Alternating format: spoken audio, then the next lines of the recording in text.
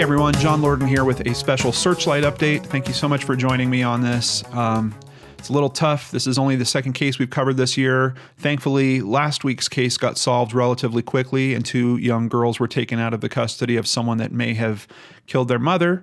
This week we have kind of one question answered, but now a whole bunch of other questions starting to open up in the case of Blaze Bernstein. Let's go ahead and jump right over into the articles and get started with fox7austin.com.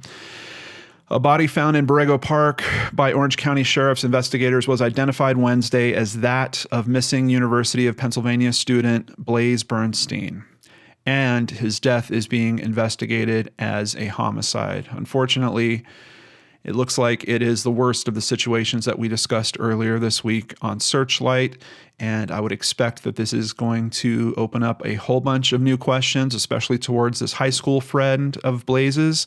We have some more information about that today, which might lead you to believe that he's maybe more of a person of interest than authorities had officially let on, but let's continue here.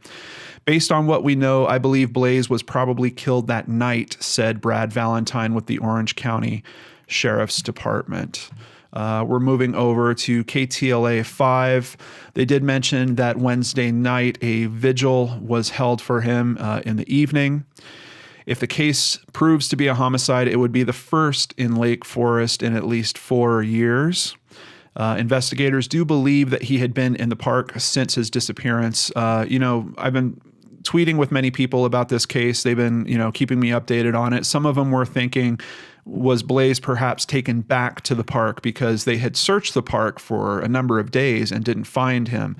We're going to get some more information that kind of clears that up a little bit. His father, Gideon Bernstein, spoke, quote, "Blaze was a brilliant, colorful, and charismatic man who shined light on all of the lives of the people and communities he touched. Needless to say, our family is devastated by the news. We, like so many of you around the world, loved Blaze, and we wanted nothing more than to seek his safe return." And I can certainly say that we were also hoping to see Blaze come home safely in this case. Later on Wednesday, family and friends gathered at a candlelight vigil in the teen's hometown of Lake Forest to mourn his death. Friends who spoke to KTLA remembered him as a caring individual and a talented writer and cook.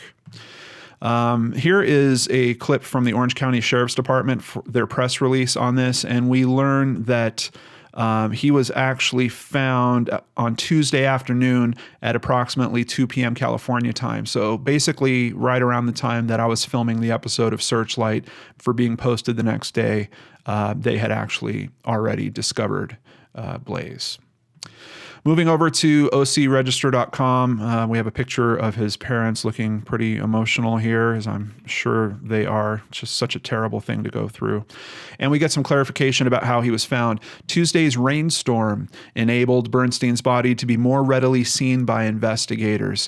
Sheriff's officials would not say if the body had been buried. Kind of interesting that rain would be the differentiating factor there. So if he was buried, I would imagine it was in a bit of a shallow grave, or maybe he had just been covered up with leaves or something that were knocked off by the rain. But they're definitely crediting the rain with being a contributing factor to him being found.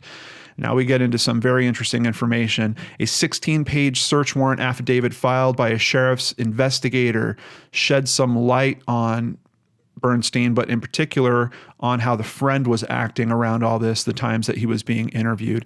According to the affidavit, the friend told detectives that he spoke with him on Snapchat that night, so now we at least know what app they were communicating on. He agreed to pick up Bernstein, and they drove to the parking lot of a Hobby Lobby in Lake Forest to, quote, hang out and catch up.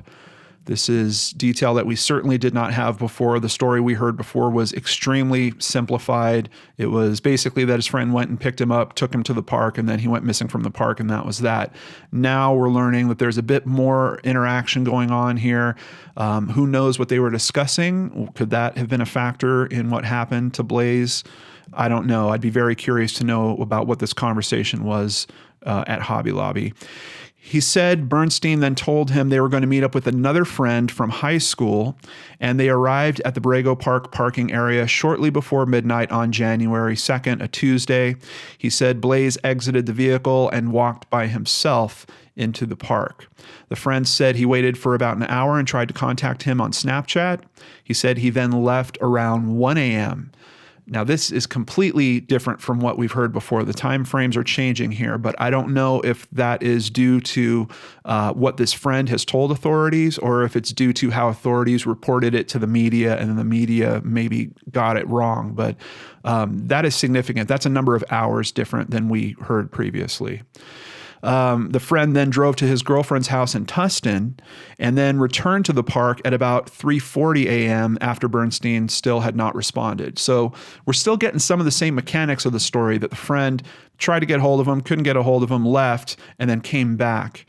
But this story still bothers me, still sounds weird, where you have this gap in time. And I'm wondering if this trip to the girlfriend's house really happened or not. We're going to have some bigger questions raised around that as we continue here. The friend said Bernstein complained about his grades in school and, quote, seemed depressed, but never said anything about wanting to hurt himself. On January 4th, 2 days after the teenager disappeared, detectives spoke with the friend again at Borrego Park and noticed that his hands had several small scratches and abrasions.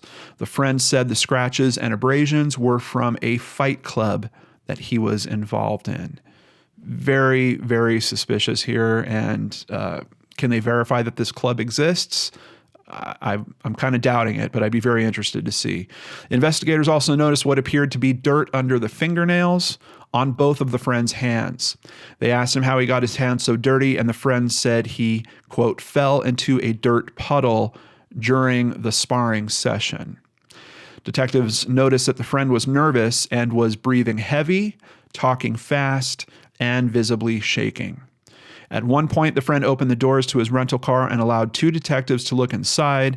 The detectives noticed hiking and camping equipment in the rear of the car, a large empty plastic bin in the back seat, and a black belt on the passenger seat floorboard.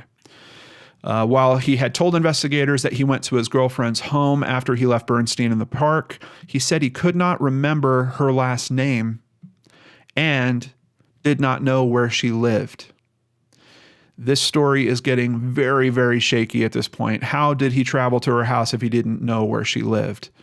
Even if he didn't know her address off the top of his head, wouldn't it be likely that, he ran a Waze or used Google Maps or something like that? Couldn't he have got that information back for the investigators so they could go and then confirm that he was actually with her?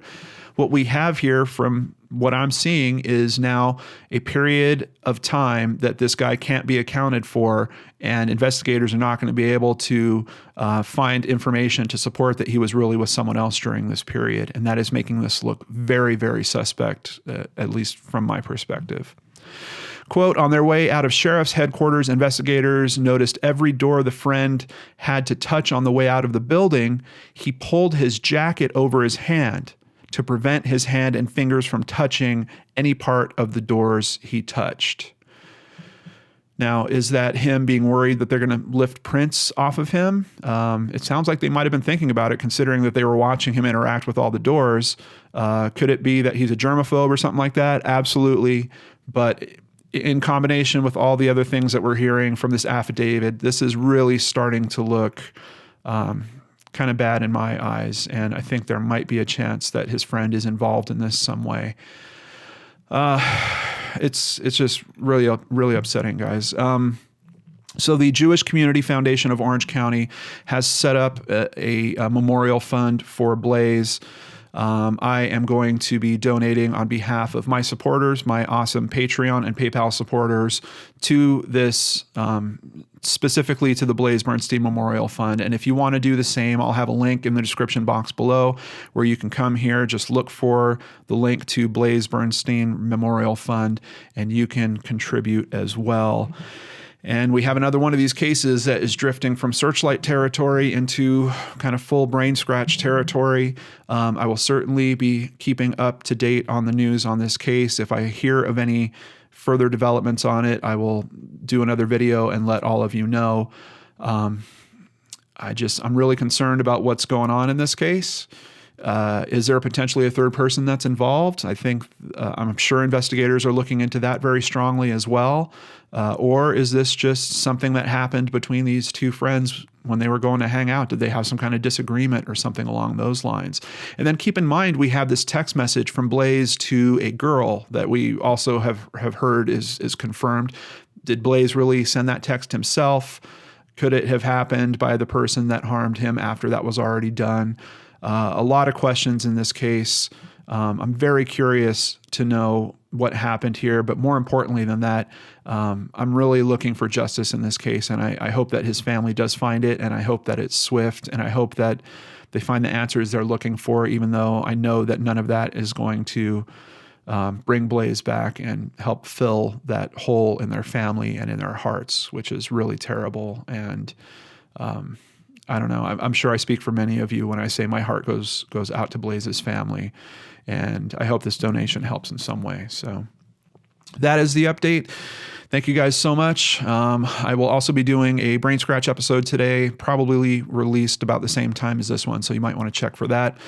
I will see you if you join me there. If not, come on back on Monday, and we will do some more here on the Lord and Arch channel. Take care.